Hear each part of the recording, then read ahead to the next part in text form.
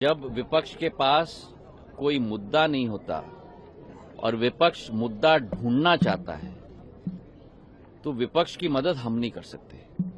हमारी जिम्मेदारी है उपभोक्ताओं की मदद करने की, हमारी जिम्मेदारी है उपभोक्ताओं की सुरक्षा देखने के लिए। क्या है संचार साथी? संचार साथी एक ऐप है और एक पोर्टल है जिसके आधार पर हर एक उपभोक्ता अपनी सुरक्षा अपने हाथों से कर पाता है। ये जन भागीदारी का एक कदम है। इसमें लोगों को ऑब्जेक्शन नहीं, लोगों को स्वागत करना चाहिए। इसके आधार पर जब आप मोबाइल फोन खरीदते हो, उसके आधार पर IMEI नंबर फेक है कि जेन्युइन है, उसका रिकग्निशन आप संचार साथी ऐप के आधार पर कर सकते हो। आज तक संचार साथी पोर्टल के 20 करोड़ डाउनलोड हुए, ऐप के 1.5 करोड़ से ज्यादा डाउनलोड हुए। और ये सफल क्यों है? ये सफल इसलिए है क्योंकि देश का हर नागरिक इस अभियान का साथी बनना चाहता है कि वो स्वयं जन भागीदारी के आधार पर अपनी सुरक्षा नियमित रूप से कर पाए। एक मिनट। आज तक करीब 1.25 crore mobile connections, fraudulent mobile connections इस जन भागीदारी के आधार पे ही डिस्कनेक्ट हुए। करीब 20 लाख फोन जो चोरी हुए थे उनको ट्रेस किया गया है। 7.5 लाख फोन जो चोरी हुए थे उनको वापस उपभोक्ता के हाथ पे पहुंच चुका है। करीब 21 लाख फोन उपभोक्ताओं के रिकग्निशन और रिपोर्टिंग के आधार पे ही डिस्कनेक्ट हुए हैं।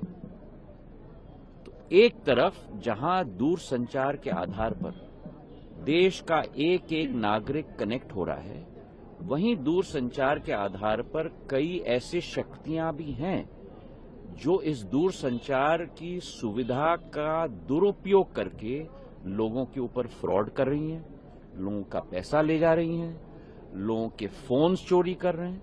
और उसकी सुरक्षा में जनता की भागीदारी हो, इसके आधार पर संचार साथी ऐप का नियम हमने बनाया है।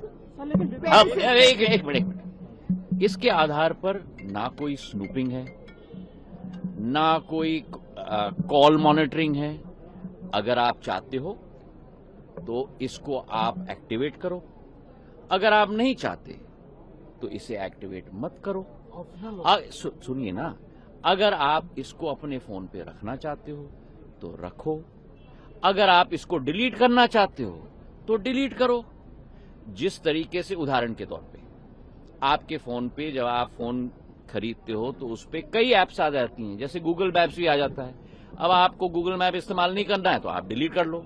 अगर आपको संचार साथी इस्तेमाल नहीं करना है तो डिलीट कर दो। इसका मतलब ये ऑप्शनल है सर। ऑब्वियसली डिलीट कर सकते हो आप, कोई प्रॉब्लम नहीं है।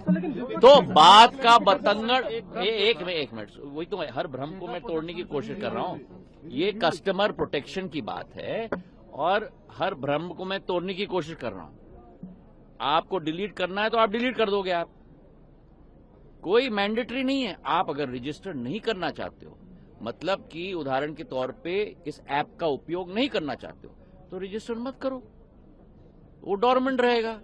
डिलीट करना है तो डिलीट कर लो। पर क्या हो, एक मिनट, पर हर व्यक्ति को देश में नहीं मालूम कि मुझे फ्रॉड से प्रोटेक्ट करने के लिए, मुझे चोरी से प्रोटेक्ट करने के लिए ये ऐप है। तो हर व्यक्ति तक ये ऐप पहुंचाना हमारी जिम्मेदारी है। अगर आपको डिलीट करना है तो डिलीट कर दो, नहीं इस्तेमाल करना है तो रजिस्टर मत करो। जब आप रजिस्टर करोगे तभी तो एक्टिव होगा, रजिस्टर नहीं करोगे तो इनएक्टिव होगा। इसका मतलब संचार साथी ऐप हम डिलीट कर सकते हैं अपने फोन में? बिल्कुल डिलीट कर सकते हो आप। सिर्फ इनबिल्ट ऑप्शन है, उसे आप डिलीट कर। आप उसको जिस तरीके से अपने फोन पे दूसरे ऐप को दबाओगे और कहोगे डिलीट, वैसे इसको भी दबा सकते हो और कह सकते हो डिलीट। चलिए, संचार साथी प्रॉब्लम क्या है कि विपक्ष कुर्सी के नीचे, कुर्सी के पीछे, कुर्सी के लिए मुद्दे ढूंढ रहा है। अब सभी भ्रमों को दूर करना सरकार की जिम्मेदारी है और सारे मुद्दे मैंने आपके समक्ष रख दिए कि आज तक पिछले 2 वर्षों में संचार साथी पोर्टल और संचार साथी ऐप के आधार पर कितनी सुविधा जनता को मिली है, कितना पैसा जनता का बचा है। और ये भी आंकड़े आपके सामने रख दूं, एक साल में 2024 में अकेले हमारे देश के अंदर 22,800 करोड़ रुपए के फ्रॉड हुए हैं। तो एक तरफ विपक्ष चिल्ला रहा है कि आप फ्रॉड कैसे रोकेंगे, दूसरी तरफ अगर संचार साथी का ऐप हमने आम नागरिक को दे दिया तो कह रहे हैं पेगासस। तो करो तो मरो, न करो तो मरो। तो जो लोग सत्य नहीं देखना चाहते हैं उन लोगों को हम सत्य नहीं दिखा सकते। जो लोग सुविधा इस्तेमाल करना चाहते हैं वो करें, जो नहीं करना चाहते हैं और डिलीट करना चाहते हैं वो डिलीट करें। प्रॉब्लम क्या है? Thank you.